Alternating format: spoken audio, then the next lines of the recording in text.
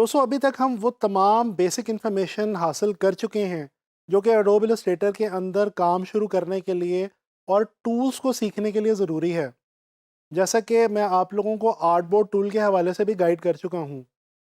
अब दोस्तों हम प्रॉपरली अपने टूल्स को जो कि टूल बार के अंदर हमारे पास मौजूद हैं सीखने लगे हैं और प्रैक्टिस करने लगे हैं।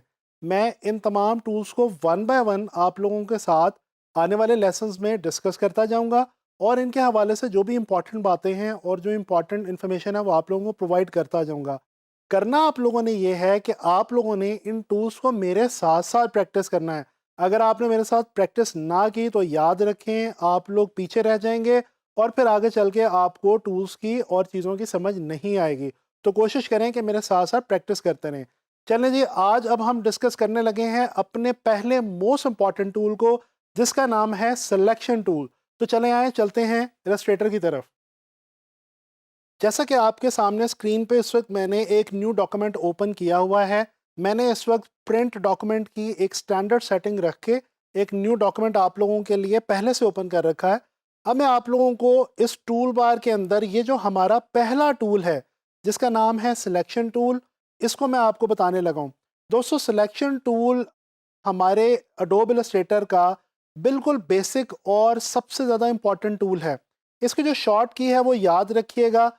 अगर आप कीबोर्ड के ऊपर वी प्रेस करते हैं, अल्फ़ाबेट वी, तो जो ये हमारा सिलेक्शन टूल है ये सेलेक्ट हो जाता है और ओपन हो जाता है। जैसा कि इस वक्त आप अपने सामने देख रहे हैं टूल बार के ऊपर ये मैंने सिलेक्शन टूल को सेलेक्ट किया हुआ है। अच्छा दोस्तों, सिलेक्शन टूल जो है वो अडोब इलस्ट्रेटर में हमारे पास 3-4 बहुत मेजर और बहुत ही इंपॉर्टेंट बेसिक से फंक्शंस को फुलफिल करने के काम आता है। इन फंक्शंस को समझाने के लिए मैं क्या करने लगा हूं कि मैं एक और इसी टूल बार में से एक और टूल ले रहा हूं। शेप टूल में से मैं आप लोगों के सामने एक शेप जो है ये ड्रॉ कर रहा हूं। जैसे कि आप इस वक्त देख सकते हैं कि मैंने आप लोगों के सामने स्क्रीन के ऊपर एक स्क्वायर जो है ये ड्रॉ किया है शेप टूल की मदद से। शेप टूल दोस्तों परेशान नहीं होना, मैं आपको आने वाले लेसन्स में शेप टूल के बारे में बड़ी डिटेल में बताऊंगा। तो अभी फ़िलहाल मैं शेप टूल की मदद से आपको सिलेक्शन टूल समझाने लगा हूँ। अच्छा दोस्तों, ये जो सिलेक्शन टूल है मैंने जैसा कि आपको बताया कि ये 3-4 बहुत इंपॉर्टेंट काम करता है। वो काम क्या हैं, वन बाय वन ज़रा उन कामों को देखते हैं। दोस्तों ये देखें, ये जो सिलेक्शन टूल है इसकी मदद से सबसे पहला और इम्पॉर्टेंट काम हम ये कर सकते हैं कि हम किसी भी ऑब्जेक्ट, किसी भी शेप को हम सेलेक्ट कर सकते हैं। जैसे कि ये देखा आपने, अभी इस वक्त ये जो मेरा स्क्वायर है ये अनसेलेक्टेड है। जैसे ही मैं इसके ऊपर आके ये जो इसकी बाउंड्री है या इसके शेप के ऊपर आके मैं क्लिक करता हूँ सिलेक्शन टूल की मदद से, तो ये चीज़ सेलेक्ट हो जाती है। दोस्तों ये जो आप देख सकते हैं कि ये जो मैंने स्क्वायर को सेलेक्ट किया है तो इसके इर्द गिर्द एक ये जो बॉक्स सा बन गया है। अगर मैं आपको मज़ीद आसानी से समझाने के लिए यहाँ पे एक सर्कल को भी सिलेक्ट कर लूँ, ये देखें मैंने एक सर्कल भी ड्रॉ कर लिया ताकि आपको मैं ज़्यादा आसानी के साथ समझा सकूँ। अगर मैं सर्कल को भी सिलेक्ट करूँ तो आपको पता चलेगा कि इसके इर्द गिर्द भी, सर्कल के इर्द गिर्द भी एक ये स्क्वायर सा आपको ब्लू कलर का, लाइट ब्लू कलर का नज़र आ रहा है। दोस्तों ये जो एक बॉक्स बना हुआ आपको नजर आ रहा है इसको हम कहते हैं बाउंडिंग बॉक्स। ये जो बाउंडिंग बॉक्स है ये बेसिकली किसी भी शेप की बाउंड्री होती है। अच्छा, इसके अलावा ये जो यहाँ पे आपको एजेस के ऊपर ये जो एक हैंडल सा बना हुआ नजर आ रहा है ये कहलाता है दोस्तों रीसाइज हैंडल। इसकी मदद से हम बेसिकली किसी भी शेप को सिलेक्शन टूल की हेल्प से रीसाइज कर सकते हैं। तो दोस्तों जो दूसरा अहम काम है सिलेक्शन टूल का वो है किसी भी ऑब्जेक्ट को रीसाइज करना। जैसे कि ये आप इस वक्त देख सकते हैं कि मैं इस वक्त आपके सामने जो शेप्स मौजूद हैं उनको मैं सिलेक्शन टूल की मदद से रीसाइज कर चुका हूँ। ये मैंने एनलार्ज किया, इसी तरह से मैं इनको जो है वो स्मॉल भी कर सकता हूँ। अच्छा, यहाँ पे आपको मैं अगेन बताता चलूँ कि अगर आप शिफ्ट को होल्ड किए बगैर सिलेक्शन टूल की मदद से किसी भी शेप को रीसाइज करने की कोशिश करेंगे, यानी कि बड़ा या छोटा करने की कोशिश करेंगे, तो एक जो प्रॉब्लम आपको आएगा वो ये आएगा कि वो जो शेप होगी वो डिस्टॉर्ट हो जाएगी। जैसा कि आप देख सकते हैं कि ये जो मेरा सर्कल था ये ओवल के अंदर कन्वर्ट हो चुका है। जैसा कि इस स्क्वायर को अगर मैं बगैर शिफ्ट होल्ड किए सिलेक्ट करूं तो ये देखें मेरा स्क्वायर जो है वो रेक्टेंगल के अंदर कन्वर्ट हो चुका है। तो दोस्तों अगर तो आपने अपने सर्कल से ओवल बनाना हो या अगर अपने स्क्वायर से रेक्टेंगल बनाना हो तो फिर तो आप शिफ्ट का इस्तेमाल नहीं करेंगे। अदरवाइज अगर आप ये चाहते हैं कि आपकी जो शेप है वो एनलार्ज हो या छोटे साइज की हो जाए और उसकी जो असल प्रोपोर्शन है वो भी मौजूद रहे, यानी कि उसकी शेप जो है वो ख़राब ना हो, वो ऑब्जेक्ट डी शेप ना हो, तो फिर आपको क्या करना पड़ेगा, आपको सिलेक्शन टूल के साथ रीसाइज करते हुए शिफ्ट का इस्तेमाल करना पड़ेगा।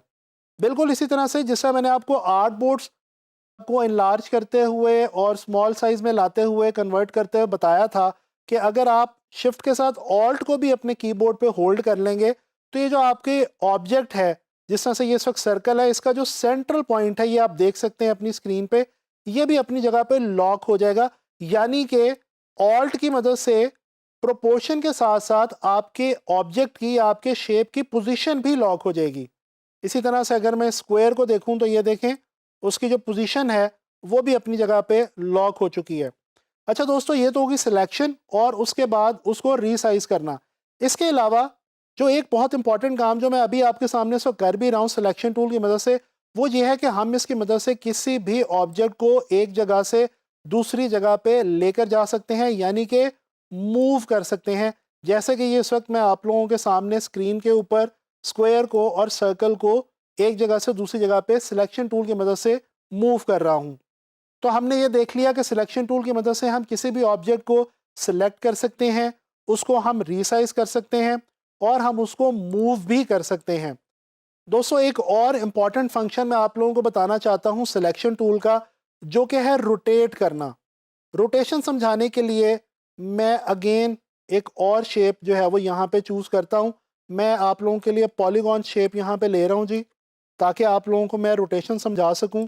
इसको मैं थोड़ा सा जूम कर रहा हूँ आपकी आसानी के लिए। और अब ये देखें, ये जो मेरा सिलेक्शन टूल है ये जब कॉर्नर के ऊपर एजेस के ऊपर आता है, बाउंडिंग बॉक्स के एजेस के ऊपर, तो ये बिल्कुल एक कर्व सी बन जाती है छोटी सी।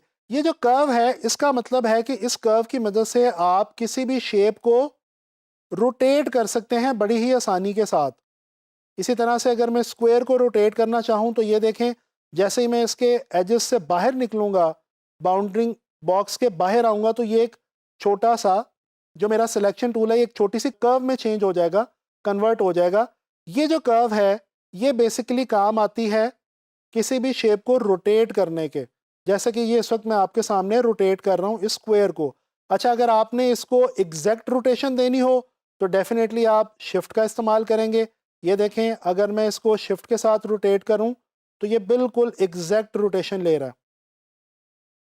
दोस्तों सिलेक्शन टूल के बारे में मैंने आपको भी बड़ी डिटेल में गाइड किया।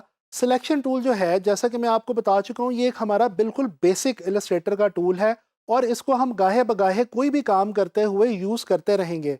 हत्ता कि इन फ्यूचर जब हम पेन टूल वगैरह यूज़ करेंगे तो उसके अंदर भी तमाम डिफरेंट टूल्स के अंदर सिलेक्शन टूल को साथ साथ हम इस्तेमाल करते रहेंगे और इससे हम इस्तेफादा हासिल करते रहेंगे। उम्मीद करता हूँ कि आप लोगों को सिलेक्शन टूल के फंक्शन समझ में आ गए होंगे और आप लोग अब इसकी प्रैक्टिस भी करेंगे। दोस्तों आप लोगों ने करना यह है कि डिफरेंट शेप्स को लें और सिलेक्शन टूल की मदद से ये जो 3-4 मैंने आपको फंक्शंस बताए हैं इनको अंडरस्टैंड करने की कोशिश करें।